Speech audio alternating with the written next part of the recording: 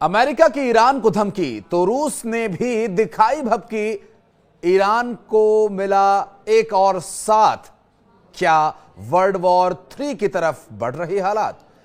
नमस्कार, मैं हूं आशीष त्रिपाठी। न्यूज 18 के डिजिटल प्लेटफॉर्म पर आपका स्वागत है। और ये वीडियो अंत तक देखेंगे तो आप समझ पाएंगे कि ईरान को अमेरिका ने जो बम मारने की धमकी दी थी, अब अमेरिका को क्या क्या किस तरह से धमकियां और प्रतिक्रियाएं देखने को मिल रही हैं। ईरान पर बम मारने की धमकी के बाद नए नए दोस्त बने पुराने दुश्मन भी अपने असली रंग में नजर आने लगे हैं। हम बात कर रहे हैं नई नई गलबैयां करते अमेरिका और रूस की, क्योंकि रूस अब अपने असली रंग में आ गया है।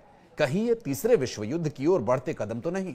हाल ही में शी जिनपिंग और पुतिन ने ईरान के परमाणु कार्यक्रम को समर्थन देने का ऐलान कर अमेरिका के लिए मुश्किलें खड़ी कर दी थी, और इसके बाद ईरान रूस और चाइना के समर्थन से जल्द ही परमाणु शक्ति बनने की संभावना के चलते आगे की ओर देख रहा है। जबकि ये बात अमेरिकी प्रेसिडेंट डोनाल्ड ट्रंप को बिल्कुल भी रास नहीं आ रही है, क्योंकि ईरान का परमाणु संपन्न शक्ति बनना अमेरिका और इजराइल के लिए खतरनाक हो सकता है। जी हां, दरअसल हाल ही के दिनों में अमेरिका का पूरा जो ध्यान था वो ईरान को परमाणु समझौते के लिए तैयार करने पर था, लेकिन मौजूदा हालात को देखते हुए अमेरिका की सारी उम्मीदें टूटती नजर आ रही हैं। हालांकि अमेरिका के प्रेसिडेंट डोनाल्ड ट्रंप अभी भी ये चाहते हैं कि दोनों देशों के बीच परमाणु समझौता हो जाए। इस बारे में एक इंटरव्यू में अमेरिकी प्रेसिडेंट डोनाल्ड ट्रंप ने कहा भी था कि अगर वे सहमत नहीं होते हैं तो बमबारी होगी, और ये ऐसी बमबारी होगी जैसी उन्होंने पहले कभी न देखी हो। अब इसके बाद इंटरनेशनल अफेयर्स जनरल को दिए गए एक और इंटरव्यू में बोलते हुए रूस के उप विदेश मंत्री सार्गेई रायाबकोव ने इस मुद्दे पर चिंता जताई है। उन्होंने जोर देकर कहा कि धमकियों और अल्टीमेटम्स को लेकर तनाव तो बढ़ेगा। अमेरिकी प्रेसिडेंट डोनाल्ड ट्रंप के जवाब में ईरानी संसद के स्पीकर ने अमेरिकी सैन्य ठिकानों को तबाह करने की चेतावनी भी दी थी। ईरान के संसद के स्पीकर मोहम्मद बकर कलीबाफ ने अंतर्राष्ट्रीय कुछ दिवस पर तेहरान यूनिवर्सिटी में आयोजित एक कार्यक्रम को संबोधित करते हुए ये बातें कही थी। और इसके पहले एक रिपोर्ट में यह कहा गया था कि अमेरिकी प्रेसिडेंट डोनाल्ड ट्रंप ने चेतावनी दी है कि अगर ईरान ने अपने परमाणु कार्यक्रम पर समझौता करने से इनकार किया तो वो ईरान पर बमबारी करने का विचार करेंगे। और ईरान को इस बात का पूरा एहसास है कि अगर अमेरिका उस पर हमला करता है तो रूस और चाइना उसके साथ खड़े होंगे। अमेरिका के खिलाफ वैश्विक समीकरण में ये दो बड़े खिलाड़ी ईरान की ताकत को और मजबूत कर रहे हैं। एक और खिलाड़ी है, उसकी भी बात करेंगे।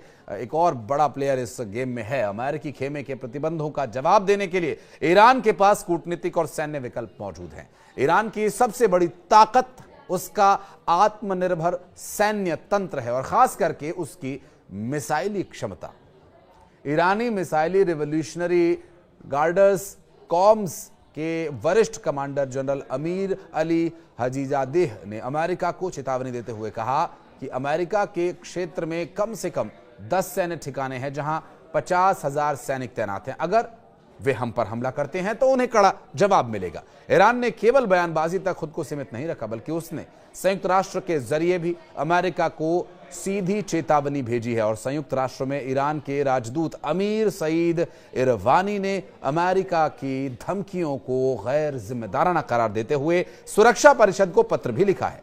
और इस पत्र में स्पष्ट रूप से कहा गया है कि अमेरिका या उसका कोई सहयोगी इजराइल आक्रामक कदम यदि उठाता है तो ईरान तुरंत और मजबूती से उसका जवाब देगा। बहरहाल ईरान का जो मिसाइली अटैक है वो केवल शक्ति प्रदर्शन के लिए नहीं है, ये भी उन्होंने कहा। और साथ ही ये भी बताया कि उसके पीछे परमाणु रणनीति भी छिपी हुई है। और अमेरिका पर दबाव बनाने के लिए ईरान ये जताने की भी कोशिश कर रहा है कि अगर हालात बिगड़े तो वो परमाणु हथियारों का इस्तेमाल करने के लिए मजबूर होगा। और यही वजह है कि अमेरिका की धमकियों के बावजूद ईरान डरने के बजाय सीधा टकराने की तैयारी भी कर रहा है। और एक बड़े अखबार में छपी खबर को सही माने तो ईरान के वरिष्ठ सैन्य अधिकारी अमेरिकी सैन्य ठिकानों को निशाना बनाने की रणनीति पर पहले से ही काम कर रहे हैं। और जहां पर अमेरिका और ब्रिटिश सैन्य ठिकानों का खासतौर पर जिक्र भी किया गया था, और अगर ईरान इस सैन्य अड्डे पर हमला करता है तो ये अमेरिका के लिए एक बड़ा झटका होगा। वहीं उत्तर कोरिया के शासक किम जोंग उन, जो इस खेल में तीसरे बड़े खिलाड़ी हैं, चाइना और रशिया के अलावा ईरान को समर्थन देने वाले किम जोंग उन भी अब उतर आए हैं, क्योंकि ये तीनों ही देश ऐसे हैं जो अमेरिका के द्वारा लगाए गए कई प्रतिबंधों का दंश झेल रहे हैं और कई जगह इसका विरोध भी कर चुके हैं। अमेरिका के खिलाफ अब किम जोंग उन पूरी तरह से उतर आए हैं। आपको याद होगा उत्तर कोरिया के किम जोंग उन के उस वक्त के बयान और परमाणु हथियारों से हमला करने की धमकी देना और परमाणु हथियारों से अमेरिका को डराते रहना और ईरान का परमाणु कार्यक्रम में सपोर्ट करना पूरी दुनिया के लिए ये गंभीर चिंता बना हुआ है, खासकर अमेरिका के लिए। हाल ही में जारी रिपोर्ट्स के अनुसार ईरान ने अपने यूरेनियम के भंडारों को तेजी से बढ़ाया है, जिससे वो परमाणु हथियार बनाने की दिशा में आगे बढ़ भी सकता है। अमेरिका में ट्रंप की जीत के बाद से ईरान के यूरेनियम भंडार में वृद्धि का एक बड़ा खतरा साबित हो सकता है। वर्तमान परिस्थितियों को देखते हुए अगर ये कहा जाए कि अमेरिका और रूस जो नए नए दोस्त बने थे, अब वो एक बार फिर से दुश्मन बन जाएंगे क्या? क्योंकि ईरान के ऊपर लगे प्रतिबंध, रूस के, चाइना के ऊपर और साथ साथ किम जोंग उन के उत्तर कोरिया पर लगे प्रतिबंधों से हर कोई वाकिफ है और इन प्रतिबंधों का सिर्फ एक कारक है, वो है अमेरिका। यदि ये सारे देश एक साथ आ जाते हैं या फिर परमाणु शक्ति बनने के लिए जो ईरान जो प्रयास कर रहा है और इन प्रयासों को विफल करने के लिए अमेरिका यदि हमला करता है और ये सब यदि होता है, तो क्या वर्ल्ड वॉर 3 की ये सुगबुगाहट है?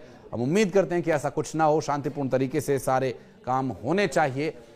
लेकिन वर्तमान परिस्थितियां किस ओर इशारा कर रही हैं, ये आप अपने विवेक से तय करके अब कमेंट सेक्शन में उपस्थिति दर्ज कराएंगे तो हम भी समझ पाएंगे कि इस वीडियो को देखकर आप इस मुद्दे पर कितनी समझ रखते हैं या फिर आप क्या समझना चाहते हैं। बहरहाल इस वीडियो को लेकर अगर आप कुछ कहना चाहते हैं तो जरूर कमेंट सेक्शन में अपनी उपस्थिति दर्ज कराइएगा। अगर ये वीडियो आपको इन्फॉर्मेटिव लगा तो जरूर इसे शेयर कीजिएगा अपने दोस्तों के साथ, अपने चाहने वालों के साथ। और इस वीडियो को शेयर करने के साथ अगर आप फेसबुक पर ये पेज पर वीडियो देख रहे हैं तो पेज को लाइक जरूर कीजिएगा। और अगर यूट्यूब पर ये वीडियो आपने देखा और अगर अभी तक आपने चैनल को सब्सक्राइब नहीं किया है तो प्लीज़ इसे सब्सक्राइब कीजिएगा। धन्यवाद।